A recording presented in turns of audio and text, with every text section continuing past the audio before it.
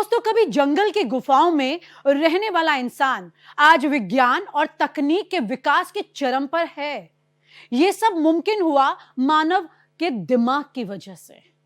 जहां जहां चुनौती मिली, आदमी ने अपने तेज दिमाग की वजह से उसका तोड़ निकाल लिया और आधुनिक युग में एक खोज कुछ ही वक्त के अंदर पूरी दुनिया में फैल गई।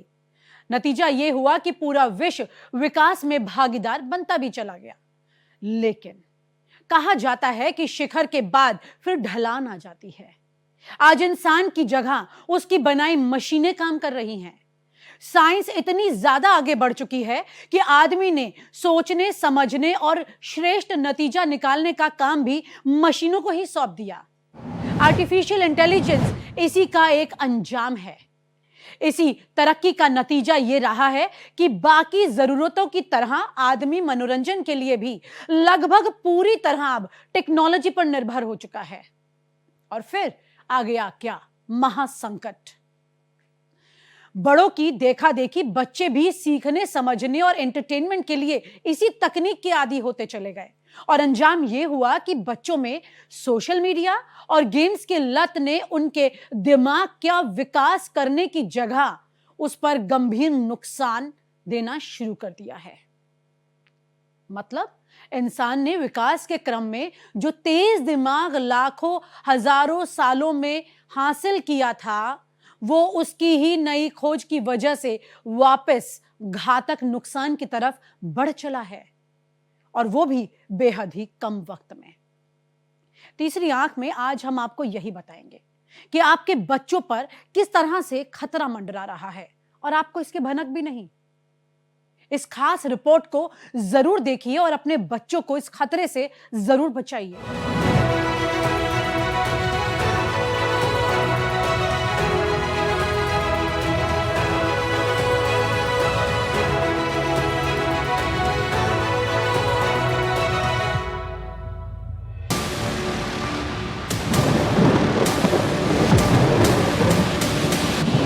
तीसरी आंख में आज हम आपके सामने एक बड़ा सवाल उठा रहे हैं।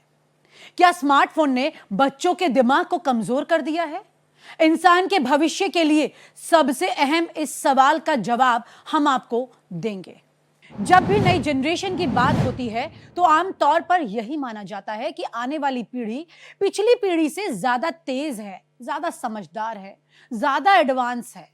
शायद यही वजह है कि किसी भी चीज के नए और बेहतर वर्जन को भी नेक्स्ट जनरेशन कहा जाता है। लेकिन अभी हाल ही में कुछ रिसर्च सामने आई हैं, स्टडीज आई हैं, जो इस सोच पर बड़ा सवाल खड़ा कर रही हैं। कई न्यूरोसाइंटिस्ट का दावा है कि जेनजी यानी 1997 से 2010 के बीच जो पीढ़ी पैदा हुई है, कुछ मामलों में वो अपने माता पिता की पीढ़ी यानी मिलेनियल से कम बुद्धि वाली है, कम क्षमता है उनके बौद्धिक। रिपोर्ट्स के मुताबिक 2010 के बाद से इंसानों की संज्ञात्मक क्षमता यानी कि सोचने, समझने, याद रखने और ध्यान लगाने की काबिलियत में बहुत तेजी से गिरावट दिखाई दे रही है। ये संकेत साफ दिख रहे हैं। न्यूरोसाइंटिस्ट जेड कॉनी हॉवर्ड ने अमेरिकी सीनेट की एक कमेटी के सामने एक बेहद अहम रिपोर्ट पेश की। इसमें उन्होंने कहा कि जेनजी ने पिछले पीढ़ियों की तुलना में ज्यादा वक्त स्कूल और कॉलेजों में बिताया है, लेकिन इसके बावजूद उनकी क्रिएटिविटी स्किल कमजोर हो रही है। स्टडी में यह भी दावा किया गया कि ध्यान केंद्रित करने की योग्यता, गहराई से पढ़ने की आदत, गणितीय समस्याएं हल करने की काबिलियत, याददाश्त और ओवरऑल आईक्यू में गिरावट हो रही है। विशेषज्ञों का मानना है कि इसकी सबसे बड़ी वजह एजुकेशन में डिजिटल टेक्नोलॉजी और स्क्रीन पर उनकी डिपेंडेंसी है। जेड कॉनी हॉवर्ड की रिपोर्ट के मुताबिक इंसानी ध्यान की अवधि 2000 में 12 सेकंड थी, जो आज सिर्फ 8 सेकंड रह गई है, 12 से 8 पर आ चुकी है। जेनजी की जो मानसिक ताकत है पिछली पीढ़ी के मुकाबले काफी ज्यादा गिर रही है। जिस जेनजी को लेकर इस वक्त दुनिया भर में हंगामा है, सरकारें गिर रही हैं, उस जेनजी को खुद नहीं पता कि वो तेज दिमाग वाली जनरेशन की तरह पिछले मुकाबले तेजी से चल भी पा रही है या नहीं। यह रिपोर्ट यह खुलासा कर रही है कि नहीं, ऐसा नहीं है। नई जनरेशन की सीखने की योग्यता भी कमजोर हो रही है। जेनजी का दिमाग क्या है, इसे समझने के लिए इस रिपोर्ट को देखते रहिए।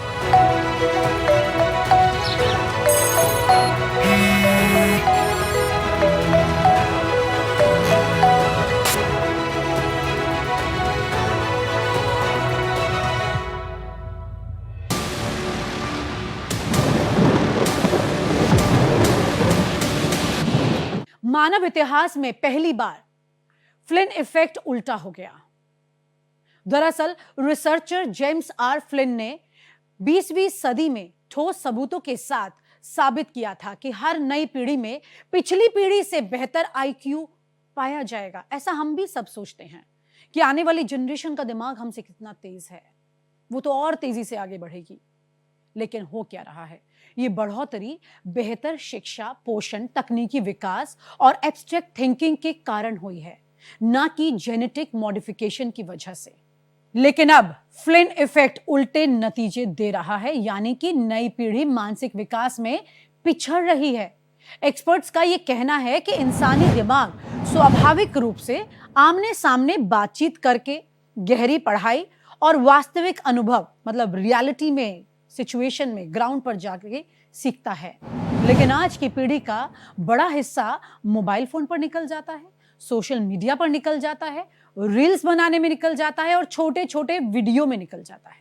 लगातार बदलती स्क्रीन, नोटिफिकेशन और तेज डिजिटल कंटेंट दिमाग को लंबे वक्त तक एक चीज पर फोकस करने ही नहीं देता।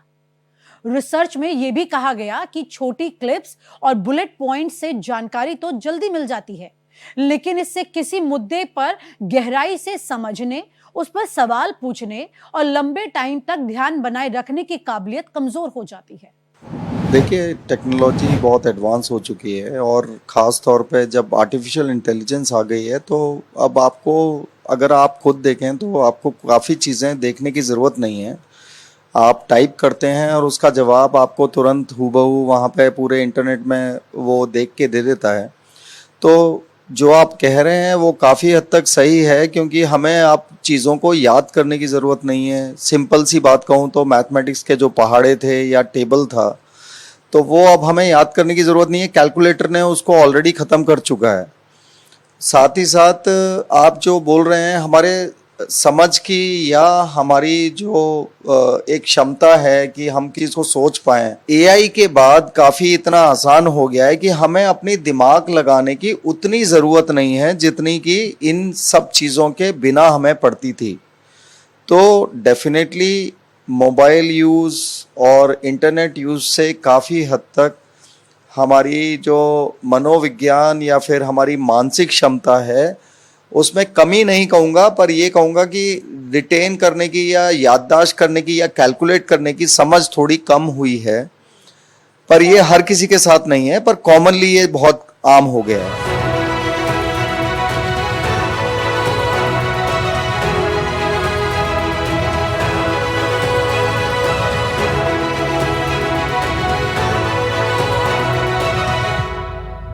एक्सपर्ट्स कहते हैं कि इसे कॉग्निटिव ऑफलोडिंग कहते हैं, यानी दिमाग का काम धीरे धीरे मशीनों और डिजिटल डिवाइस को सौंप दिया गया।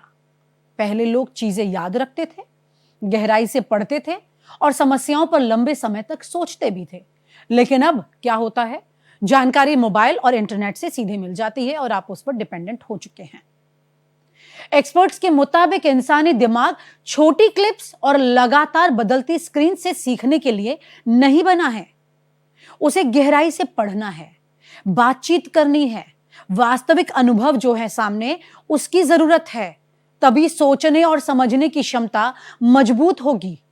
मोबाइल तो सिखा रहा है उनको, वही चीज़ बार बार सिखा रहा है।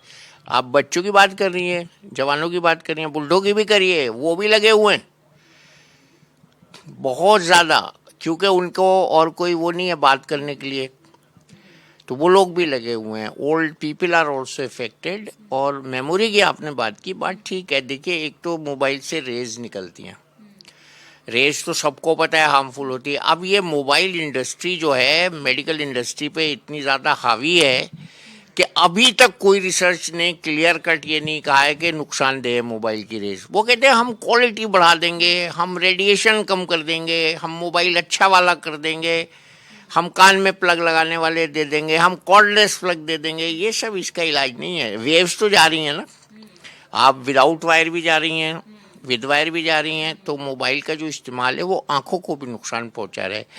That is blue light. उसके साथ मोबाइल में लगे रहने से जो हमारे ब्रेन की रिकवरी होती है उसका टाइम बॉडी को कम मिल रहा है।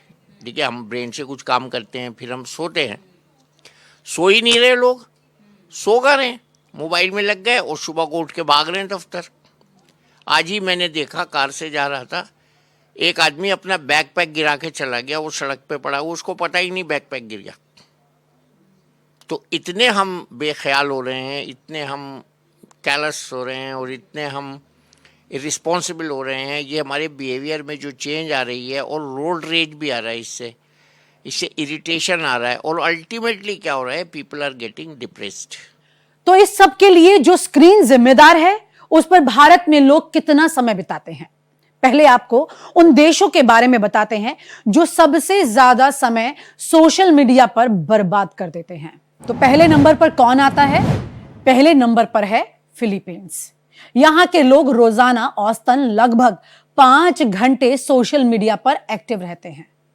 इस लिस्ट में कोलंबिया दूसरे नंबर पर है। कोलंबिया में लोग रोजाना औसतन 3 घंटे 46 मिनट सोशल मीडिया पर बिताते हैं। दक्षिण अफ्रीका सोशल मीडिया इस्तेमाल में तीसरे नंबर पर आ चुका है। यहां लोग औसतन 3 घंटे 43 मिनट रोज सोशल मीडिया पर एक्टिव रहते हैं। ब्राजील के लोग भी सोशल मीडिया पर काफी एक्टिव हैं। यहां पर भी लोग 3 घंटे 41 मिनट सोशल मीडिया प्लेटफॉर्म पर बिता देते हैं। भारत इस लिस्ट में 14वें नंबर पर आता है। यहां पर अभी 2 घंटे 36 मिनट सोशल मीडिया पर लोग बिता रहे हैं। ये एक एवरेज है। बहुत सारे लोग ऐसे हैं जो उसकी इंतहा पार कर चुके होंगे, और उनके बच्चे भी। मोबाइल जितना ज्यादा आम और खास लोगों के लिए सहूलियत का जरिया बना है, अब उससे कहीं ज्यादा नुकसान की बड़ी वजह बनकर सामने आ चुका है। लोगों के जीवन में मोबाइल की अहमियत इतनी ज्यादा बढ़ गई कि लोग मोबाइल के बगैर एक पल भी नहीं रह पाते हैं। हाथ में अगर मोबाइल नहीं होता तो लोग खुद को अधूरा महसूस करते हैं, जैसे कि कोई उनका सगा संबंधी उनके बाजू में ना हो। मोबाइल के अधिक इस्तेमाल ने लोगों को उनके अपने ही घर से काट दिया है, अकेला कर दिया है। मोबाइल का सबसे अधिक प्रयोग अब बच्चों, टीनेजर्स पर पड़ रहा है। अबाउट 4 years ago मैंने अल्केमिस्ट पढ़ी थी, ऑनलाइन पढ़ी थी, लेकिन बुक, फिजिकल बुक नहीं यूज़ की थी। मैं वैसे आईसीएसई बोर्ड की स्टूडेंट हूँ, तो मैंने भी स्कूल टाइम में like merchant of Venice and all William Shakespeare की नॉवेल्स पढ़ी थी। एंड फिर उसके बाद से ऐसा कभी इतना टाइम नहीं मिला कि हाँ इन सबको नॉवेल्स वगैरह में दे सकूँ। Okay, so I love reading books. So recently मैंने 2 बुक्स कंप्लीट की हैं simultaneously, which is the kite runner by Khaled Hosseini and दूसरी गुनाहों का देवता बाय धर्मवीर भारती। तो लाइक 1 महीना। मैं last time palace of evolution पढ़ी थी चित्रा बनर्जी की, और अभी एक पढ़ रही हूँ बंदी जीवन सचिन तेंदुलकर। एक्चुअली हम लोग लीगल फील्ड से बिलोंग करते हैं, तो ज़्यादातर टाइम तो मेरा लीगल बुक ही पढ़ने में चला जाता है। अभी लास्ट टाइम मैंने भी धर्मवीर भारती सर की बुक कंप्लीट की है, गुनाहों का। लास्ट टाइम मैंने एलएलबी में पढ़ा था, एक नॉवेल था अपने ग्रेजुएशन में, द लायन करके कुछ था, मुझे पूरे याद नहीं है। मैम मैंने 2022 में अपने सेकेंड ईयर में ही रिवोल्यूशन 2020 बुक पूरी कंप्लीट की थी। उसके बाद मैंने और पढ़ी, बट कंप्लीट नहीं कर पाया। Ma'am last I read atomic habits which I completed full and I am currently reading India After Independence। अब फोन के बगैर कभी एक दिन भी गुजारा है? हाँ मैम, गुजारा है। आपने? यस मैम, अभी लेटेस्ट पिछले मंथ कई बार। हाँ मैंने भी। नहीं। हाँ बहुत बार। हाँ मैम, गुजारा है। यूजुअली जब हम आउट ऑफ स्टेशन गए हैं तब, यूजुअली हम किसी की ओकेजन या मैरिजेस में गए हैं तब। अच्छा, बिना यूट्यूब देखे कभी कुछ सीखा है, या कभी कुछ करना चाहा या कुछ बनाना चाहा, तो बिना यूट्यूब देखे कभी कुछ सीखा? यस मैम, डेफिनेटली सीखा है। हमारे स्कूल्स में क्राफ्टिंग क्लासेस होती थी, तो उसमें से वहाँ से सीखा है हमने मेनली। आप तो स्कूल लाइफ? नहीं मैम, टाइम नहीं मिल पाया उतना। आफ्टर स्कूल लाइफ थोड़ा गाइडेंस के लिए यूट्यूब यूज़ करना पड़ता है, क्योंकि बहुत ज़्यादा ऐसे सोर्सेज नहीं मिलते हैं कि जहाँ से सीख पाएँ। बहुत सारी चीज़ों के लिए लगता है कि थोड़ा सा डिफरेंट व्यूज़ ले लें। तो आप बताएं। मैं म्यूज़िकल इंस्ट्रूमेंट प्ले करती हूँ, तो फिर उसके लिए तो फिर मैंने खुद से बहुत ट्राई किया है। हाँ मैम, सीखा है, मम्मी से डांट खा के सीखा है, बट सीखा है। जैसे कि कुकिंग घर वालों से सीखा है, कुकिंग वगैरह, मम्मी से क्राफ्टिंग सीखा है, और खुद से भी मैं म्यूज़िक करती हूँ तो वो सीखा है बस। अच्छा, फोन पे सबसे ज्यादा किस ऐप का इस्तेमाल होता है? लाइव लॉज, यूट्यूब वगैरह। यूट्यूब। Ma'am YouTube, Snapchat. आप बताएं। YouTube, YouTube, Instagram, YouTube, WhatsApp.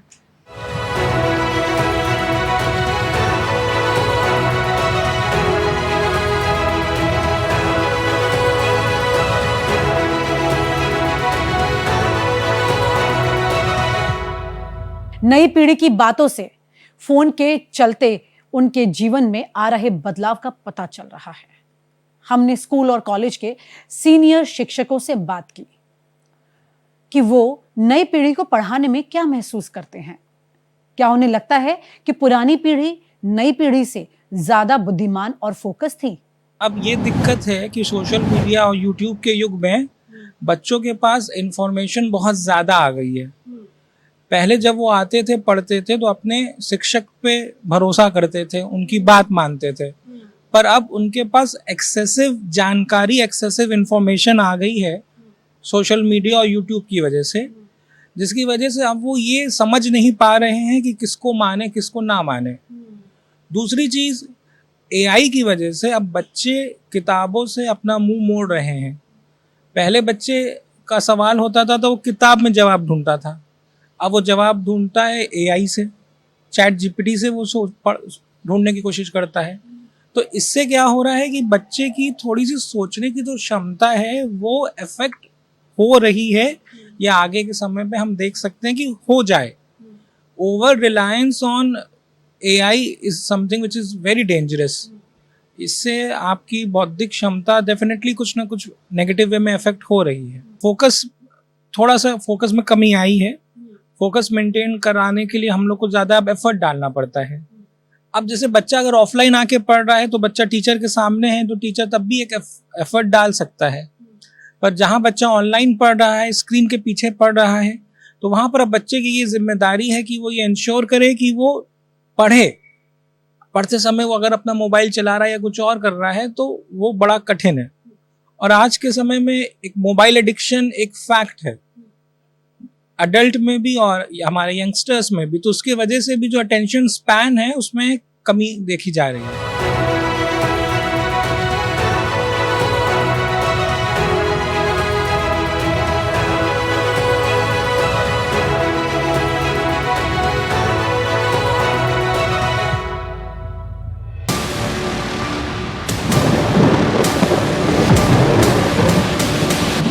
ये है वो मोबाइल फोन। जैसे ही आपके बच्चे अपने बिस्तर से सोकर उठते हैं तो इसी तरह अपना मोबाइल फोन हाथ में लेकर उठते हैं। डिजिटल युग के बच्चे हैं भाई, तो सबसे पहले उनके हाथों में यही आसानी से देखा जा सकता है। शायद मम्मी पापा को गुड नाइट, गुड मॉर्निंग बाद में करें, पहले मोबाइल फोन देखते हैं। रात में सोते वक्त भी बच्चे कई घंटे तक मोबाइल पर गेम्स खेलते रहते हैं। घंटों सोशल मीडिया और वीडियो गेम्स में बच्चे खुद को इतना ज्यादा बिजी कर देते हैं कि उनकी पलकें भी नहीं झपकती। ऐसे में बच्चों की सेहत को गंभीर नुकसान हो रहा है। कई माँ बाप हैं जो कि स्क्रीन टाइमिंग डाल रहे हैं, मोबाइल फोन बच्चों को हाथ में देने से परहेज कर रहे हैं। कुछ देर के लिए देते हैं क्योंकि बच्चे जिद करते हैं। कुछ तो ऐसे मामले सामने आ चुके हैं जिसमें मोबाइल फोन नहीं मिलने से बच्चों ने ही अपने माँ बाप के साथ इतना गलत किया कि आप सोच नहीं सकते। इतना खतरनाक असर इसका है। मोबाइल की लत के चलते बच्चों को कम उम्र में ही चश्मे भी लग जा रहे हैं। उनका मानसिक और शारीरिक स्वास्थ्य जोखिम में पड़ चुका है। अगर आप इसे अभी भी लाइटली ले रहे हैं तो यह आपकी गलती है। दिल्ली एम्स और Indian council of medical research यानी कि ICMR की एक स्टडी में चौंकाने वाला खुलासा सामने आया। ध्यान से सुनिए। इस रिसर्च में कक्षा 9 से 12 के 380 छात्रों का एनालिसिस किया गया, जिनकी उम्र 15 से 18 साल थी। रिसर्च के मुताबिक बच्चों के बढ़ते स्क्रीन टाइम, कम फिजिकल एक्टिविटी और प्राकृतिक तरीके से बैठने की आदत में कमी पाई गई, जो कि उन्हें बीमार कर रही है। ये सब उनके शरीर में दर्द, मांसपेशियों की जकड़न और फ्लेक्सिबिलिटी की कमी जैसी दिक्कतें पैदा कर रहा है। एम्स के अध्ययन में ये सामने आता है कि जो किशोर हैं उनकी गर्दन, कंधे, इनमें दर्द होता है, कमर में समस्या है, पैरों की मांसपेशियों में कसावट अब एक आम बात हो चुकी है। बच्चों के मोबाइल और कंप्यूटर पर लंबे वक्त तक झुकी हुई हालत में बैठने से मांसपेशियों में कसावट जैसी समस्याएं बहुत तेजी से आ रही हैं। कम उम्र के बच्चे इस शिकायत के साथ अस्पताल जा रहे हैं। एम्स और आईसीएमआर के अध्ययन में जो खास वजह सामने निकल के आती हैं वो ये है कि मोबाइल, टीवी, कंप्यूटर पर लंबा समय बिताने की वजह से बच्चे को स्क्रीन टाइम काफी ज्यादा हो गया है। खेल कूद और बाहर खेलने की कमी की वजह से छात्रों की फिजिकल एक्टिविटी बढ़ी है। पारंपरिक आदतों में कमी आने की वजह से बच्चे जमीन पर बैठने और नंगे पैर घूमने से अब दूर हो चुके हैं। मुश्किल से ही आपने अपने बच्चे को इस तरह से नंगे पांव घूमते हुए देखा होगा। वार्म अप्स की कमी, खेलों से पहले शरीर को तैयार करने की जो प्रैक्टिस होती है, जैसे कि स्ट्रेचिंग ना करना, ये सब आम हो गया है।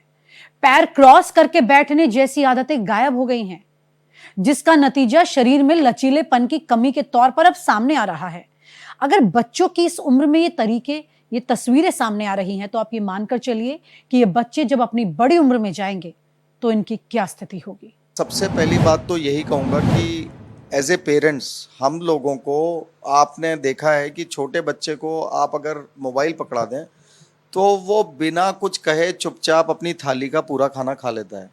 और अधिकतर माएँ जो, अब मैं कहूँ इंडिया में या भारत में, ये हैं कि वो चाहती हैं कि थाली का पूरा खाना ख़त्म होना चाहिए। अब उनको इससे कोई मतलब नहीं है कि वो मोबाइल देखते हुए खाए या क्या खाए, उन्होंने खिला दिया तो दे संतुष्ट हो जाते हैं। अच्छा, साथ ही साथ हम सब में अब पति पत्नी दोनों ही काम पे जाते हैं, तो टाइम किसी के पास नहीं है, समय किसी के पास नहीं है, कोई इतने पेशेंस के साथ नहीं है कि थोड़ा बहुत उसको टाइम देके खिला पाएँ।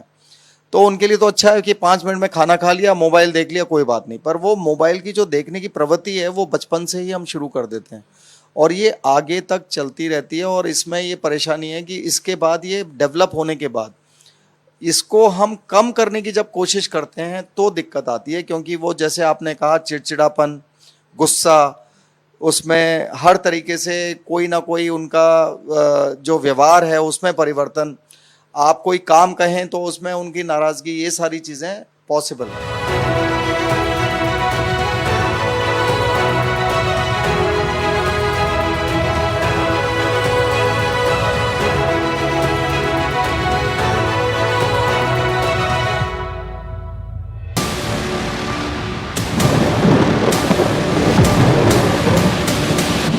युवाओं के दिल पर रियल दुनिया से ज्यादा डिजिटल दुनिया का असर पड़ने लगा, जिसके अंजाम इतने खतरनाक हैं कि आप बस पूछिए मत।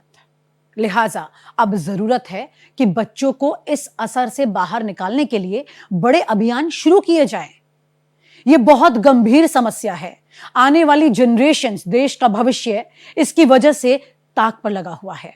यह मुद्दा अब केवल एक देश तक सीमित नहीं रह गया है, बल्कि दुनिया के कई देशों में इस पर सख्त कदम उठाए जा रहे हैं। ऑस्ट्रेलिया ने 16 साल से कम उम्र के बच्चों के लिए सोशल मीडिया पर बैन कर दिया है। इसके अलावा ग्रीस और इंडोनेशिया जैसे देश भी बच्चों के सोशल मीडिया के इस्तेमाल पर काबू करने के लिए नियम लागू कर रहे हैं। यूरोप के कई देश जैसे फ्रांस, स्पेन, डेनमार्क, ये भी एक मिनिमम एज तय कर रहे हैं ताकि पेरेंटल कंट्रोल जो है उसको मजबूत किया जा सके। चीन ने तो पहले ही माइनर मोड लागू कर दिया है, जिसके तहत बच्चों के स्क्रीन टाइम को लिमिटेड किया जा चुका है। भारत में भी इस दिशा पर कदम उठने लगे हैं, जहां कर्नाटक जैसे राज्य ने 16 साल से कम उम्र के बच्चों के लिए सोशल मीडिया पर बैन कर दिया है। हर पीढ़ी पिछली पीढ़ी से अलग होती है। रेडियो आया तो लोगों ने कहा किताबें खत्म हो जाएंगी, टीवी आया तो कहा गया बच्चे बिगड़ जाएंगे। अब स्मार्टफोन का जमाना है, एआई का दौर है और डर फिर वही है, क्या इंसान मशीनों पर ज्यादा निर्भर हो रहा है? शायद असल सवाल ये नहीं कि जेनजी कमजोर है या नहीं, सवाल तो ये है कि क्या हम अपने दिमाग को उतना इस्तेमाल कर रहे हैं जितना पहले करते थे? क्योंकि याद रखने की जगह अब मोबाइल फोन ने ले ली है, सोचने की जगह एल्गोरिदम लेने लगे हैं, और शायद पहली बार इंसान अपने दिमाग का कुछ हिस्सा आउटसोर्स कर रहा है। तकनीक दुश्मन नहीं है, लेकिन अगर स्क्रीन हमारी अटेंशन, मेमोरी और सोचने की गहराई तय करने लग जाए तो आने वाले समय में सबसे बड़ा संघर्ष इंसान और मशीन के बीच नहीं होगा, बल्कि इंसान अपने दिमाग के अंदर ही एक अलग जंग लड़ रहा होगा जो आत्मघाती साबित होगी। इसमें कोई दो राय नहीं। तीसरी आंख में आपके लिए जनहित के ऐसे ही मुद्दों का सिलसिला हमेशा लगातार जारी रहेगा। उसके लिए आप देखते रहिए भारत एक्सप्रेस और हमारे साथ अपने कुछ खास मुद्दों को साझा करना ना भूलें।